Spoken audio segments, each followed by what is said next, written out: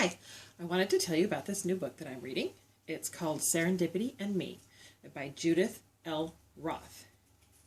This is a fiction novel written entirely in verse, so it's a little bit different format than you might be used to. It's about a young girl named Sarah who lives with her father. We find out in the very beginning of the book that they lost their mother to a car accident a few years before. And her father is still grieving.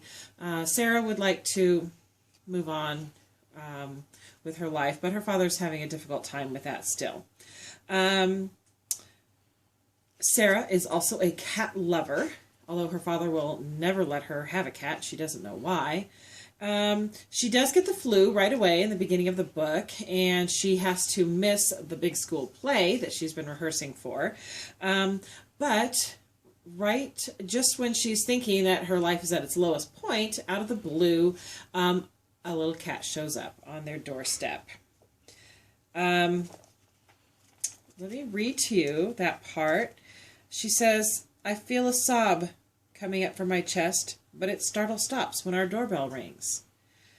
No one is there when Dad answers, only a little white kitten who darts into our house like a paper airplane. Dad chases it around madly, and they look so funny I quit crying and start laughing. Dad stares at me for a moment, surprised and relieved, and when he finally catches the kitten, he puts it into my arms and says, 'Serendipity, Sarah. Someone's brought you a blessing for a visit.' The little fluff ball licks my nose, and suddenly nothing else matters. All I care about now is making this visit last forever." The question becomes, who rescues who in this sweet story about growing up and learning to love again? I think you're going to enjoy it.